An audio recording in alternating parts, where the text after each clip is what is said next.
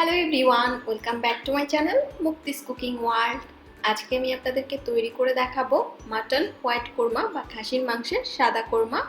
খুবই মজাদার এই কোরমাটা আমি কিভাবে তৈরি করি সেই রেসিপিটাই আজকে আমি আপনাদের সাথে শেয়ার করব। আশা করছি আপনাদের সবার ভালো লাগবে। তো চলুন দেখে নেওয়া যাক কিভাবে এই মজাদার মাটন কোরমাটা তৈরি করতে হয়। তো এর জন্য চুলা একটা হাঁড়িতে আমি দিয়ে দিয়েছি হাফ কাপ পরিমাণ তেল। আর তেলটা গরম হওয়ার পরে 3টা এলাচ, 2টো তেজপাতা আর 2 টুকরো দারচিনি দিয়ে হালকা একটু ফোড়ন দিয়ে নিচ্ছি তেলের উপরে। গোটা মশলাটা হালকা একটু ভেজে নেওয়ার পরে এর মধ্যে আমি দিয়ে দিচ্ছি প্রায় 1 কেজি পরিমাণ খাসির মাংস। এখানে 1 কেজি থেকে অল্প একটু কম আছে। মাংসটাকে তেলের উপরে আমি 4-5 মিনিট প্রথমে ভেজে নিব। মাংসটা 4-5 মিনিট ভেজে নেওয়ার পরে এখন এর মধ্যে আমি দিয়ে দিচ্ছি 1 টেবিল চামচ পরিমাণ আদা বাটা আর 1 টেবিল চামচ পরিমাণ রসুন বাটা। দিয়ে দিলাম স্বাদ মতো কিছুটা লবণ।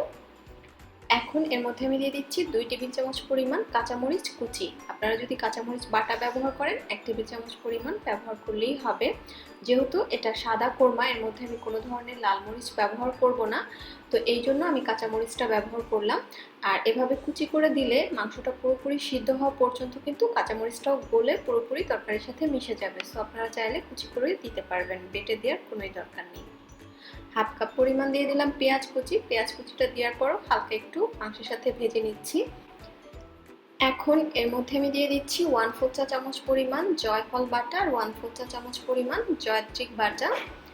দিয়ে দিচ্ছি 1 চা চামচ পরিমাণ পোস্তদানা বাটা। এখন এর মধ্যে আমি দিয়ে দিচ্ছি 1 টেবিল চামচ পরিমাণ বাদাম বাটা। আপনারা এখানে যে কোনো ধরনের বাদাম বাটাই ব্যবহার করতে পারবেন।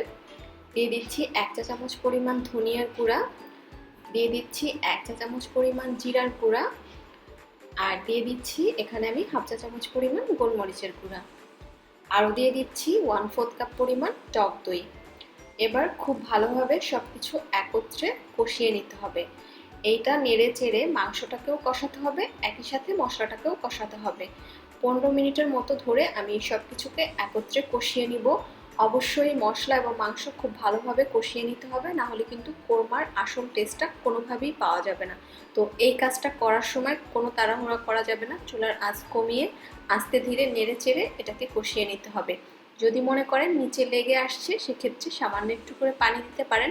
যতবার প্রয়োজন ততবার পানি দিতে পারবেন, বাট মশলাটা থেকে কাঁচা স্মেলটা না যাওয়া পর্যন্ত কিন্তু এটাকে অনবরত কষিয়ে যেতে হবে। আমি প্রায় 15 মিনিট পর্যন্ত মাংসটাকে কষিয়ে নিয়েছি।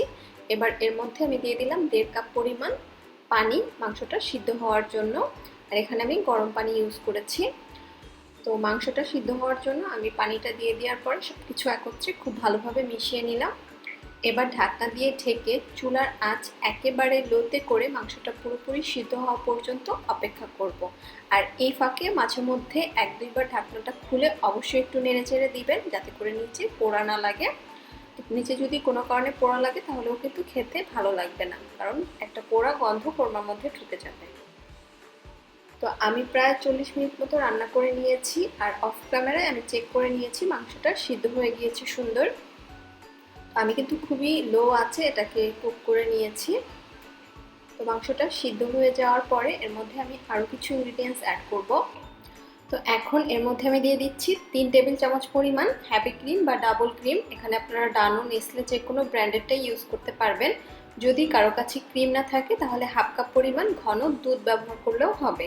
দিয়ে দিলাম 1 চা চামচ পরিমাণ চিনি।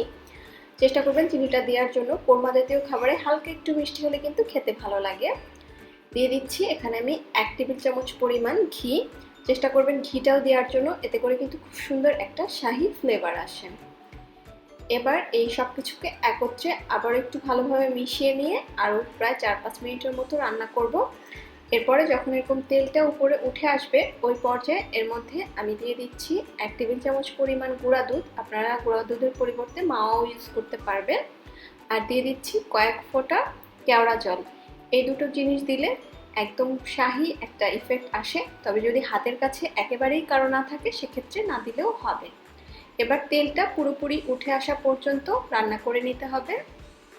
তেলটা পুরোপুরি উঠে আসলে উপরে 3-4 টেবিল চামচ পরিমাণ পেঁয়াজ বেরেস্তা ছিটিয়ে ঢাকনা দিয়ে ঢেকে চুলা থেকে নামিয়ে নিতে হবে। পেঁয়াজ বেরেস্তা দেওয়ার পরে কিন্তু কোনোভাবে এটাকে জাল করা যাবে না, কারণ পেঁয়াজ বেরেস্তাটা আমরা পুরোপুরি এটার সাথে মিশাবো না, হালকা একটা ফ্লেভার ঢোকার জন্য এটাকে একটু দমে রেখে দিব 5 থেকে 6 মিনিটের জন্য চুলা থেকে নামিয়ে। 5-7 মিনিট পরে আমি কোরমাটাকে সার্ভ করে নিয়েছি। সাদা ভাত, পোলাও, রুটি, পরোটা যে কোনো কিছুর সাথেই কিন্তু এই কোরমাটা খেতে অসম্ভব মজাদার লাগে। তো আমি আশা করছি আপনাদের কাছে আমার আজকের এই ভিডিওটা ভালো লেগেছে। ভালো লাগলে একটা লাইক দিবেন এবং আমার চ্যানেলটি সাবস্ক্রাইব করে পাশেই থাকবেন। আজকের মতো তাহলে এখানেই বিদায় নিচ্ছি। সবাই খুব বেশি ভালো থাকবেন। আল্লাহ হাফেজ।